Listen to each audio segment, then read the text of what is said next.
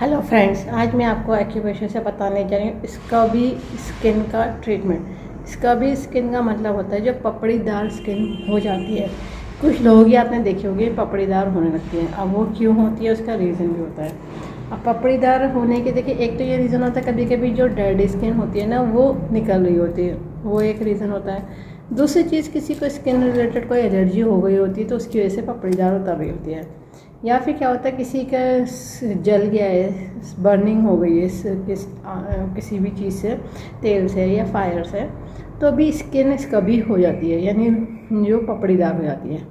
अब एक पपड़ीदार तब होती है जब सोरियासिस हो रहा होता है, स्किन सोरियासिस जिसमें होता है ना, जिसमें स्किन की पपड़ियाँ पे पपड़ी उतरती रहती है, डेड स्किन की लेयर जम जाती है, फिर वो पपड़ीदार उतरने लगती है। जहाँ पे भी स्किन डेड हो जाएगी वो पपड़ीदार उतरने लगती है। कुछ लोगों के क्या होता है, ये जो जॉइंट्स होते हैं इनके बीच में, यहाँ पे हो रही होती है, पैरों में हो रही होती है, कहीं पे भी हो सकती है, किसी फोल्ड में होती है, जैसे कि जहाँ पे भी जॉइंट फोल्ड हो रहा होता है, या किसी के यहाँ सिर में, कान के पीछे, किसी भी जगह एरिया में हो सकती है। या फिर किसी के अगर ज़रूरत से ज़्यादा पानी में अगर हाथ रह गया तो वो स्किन मुरझाई हुई झुर्रियाँ जैसी हो जाती है, फिर वो पपड़ीदार होने लगती है। यानी जब उस स्किन में ऑक्सीजन और ब्लड की सप्लाई नहीं हो रही है तो वो पपड़ीदार होने लगती है। ठीक, अब अगर कोई विटामिन उस जगह तक नहीं पहुंच रहा है जो स्किन को नरिश करता है, तब भी पपड़ीदार होने लगती है।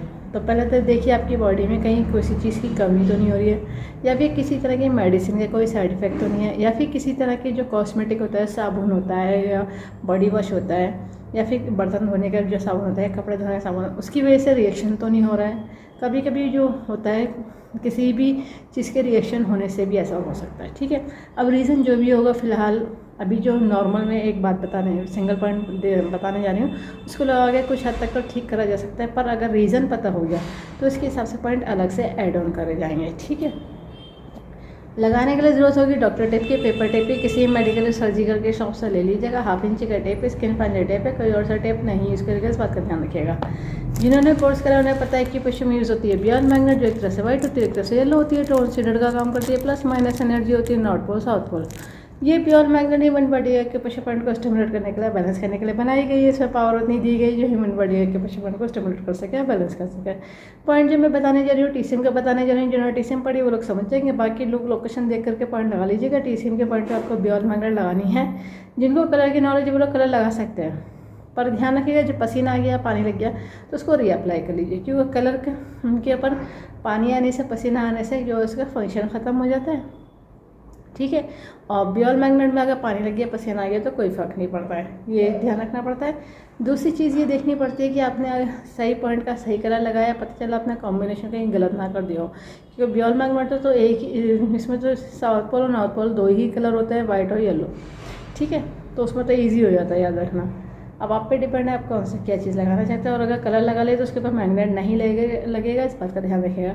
अब पॉइंट की लोकेशन समझ लीजिए, ये हमारी इंडेक्स फिंगर है। इंडेक्स फिंगर में मिडिल फिंगर की तरफ जो मेरिडियन चलती है इसको कहते हैं स्मॉल इंटेस्टाइन। अगर आपके पपड़ीदार स्किन, स्कर्वी स्किन हो रही है तो उसके लिए ये पॉइंट रहेगा स्मॉल इंटेस्टाइन का 3rd SI3। ठीक है, इस पॉइंट को, क्योंकि वहाँ पे ह्यूमिडिटी इन्फेक्शन हो गया है, तभी स्कर्वी हो गई है, डेड हो गई, तो इस पॉइंट को करा जाएगा सीडेड। सीडेड करने का तरीका रहेगा बियॉन्ड मैग्नेट पेपर टेप में से जब येलो विजिबल होती है तो इसको कहते हैं सीडेड, और जो स्किन पर टच होगा वो वाइट टच होगा। तो हमेशा जो सीडेड होता है विजिबिलिटी वाले को, मतलब जो हम पॉइंट बताते हैं वो विजिबिलिटी वाले को बताते हैं। ठीक है, ये देखिए ये हो गया सीडेड, येलो की विजिबिलिटी आ रही है पॉइंट में। इस तरह से दोनों फिंगर में लगा लीजिएगा, अपर जॉइंट से थोड़ा नील की तरफ है ये, और 10 से 12 घंटे लगा के रखिए, डेली लगाइए जब तक कि आपकी ये प्रॉब्लम सॉल्व ना हो जाए।